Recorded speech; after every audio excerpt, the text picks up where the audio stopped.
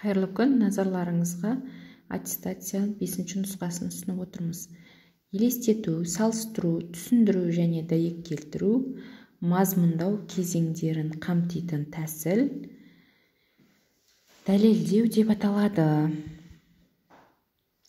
Келтірілген мысалдардың ішінен сұрақ қоюдың басқаға бағыттау тәсілі ойды кім толықтыра алады? Яғни келесі оқушыға сұрақты бағыттау. Бәсекелестікке құрылғандықтан топ ортақ шешімге келе алмайтын әңгіме түрі әңгіме дебат деп аталады.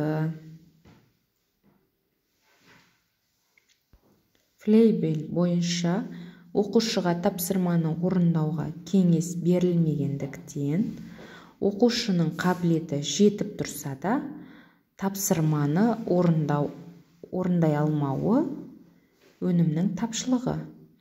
Мұғалім қызметіндегі сындарлы оқыту теориясына сәйкес маңызды басымдықтардың бірі оқушылардың сабақты қабылдау ерекшеліктерін түсіну.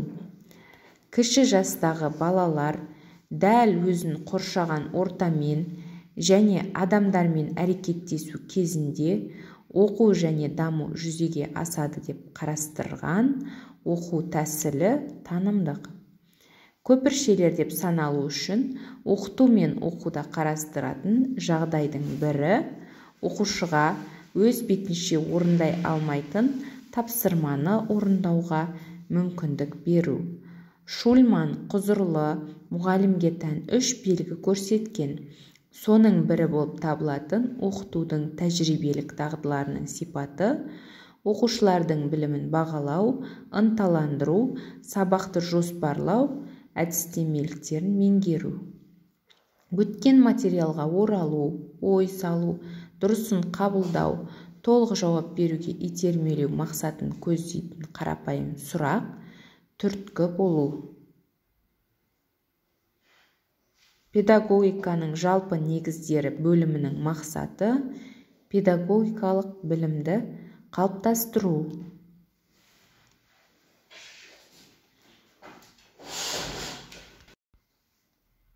Сендіру әдісінің бірі этикалық әңгіме. Педагогиканың негізгі категориясы тәрбие. Оқу пәнінің әдістемесі белгілі пәнді оқыту теориясы.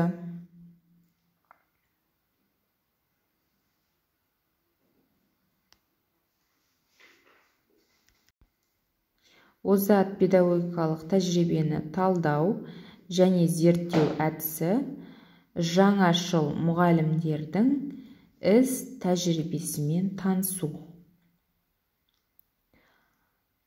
Оқу материалын ойластырған сұрақтар жүйесі арқылы игеруге бағытталған оқытудың диалогтік әдісі әңгіме кеңес. Білім алушыларды бірнеше топқа бөліп, күрделі көлемі үлкен мәтінді терең түсінуге мүмкіндік тудыратын джигсо әдісі. Іскерлік ойын дегеніміз не? Тұлғалық бағдарлы оқытудың формасы.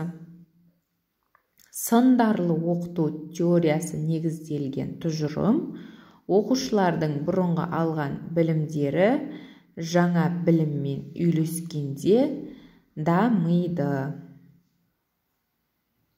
Баламалы шарттардың және іс-әрекет жоспарларының болжамды шынайы әсерлерін көрсету үшін не қолданылады?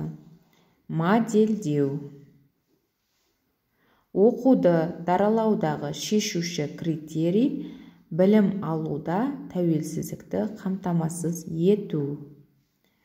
Назарларыңызға рахмет.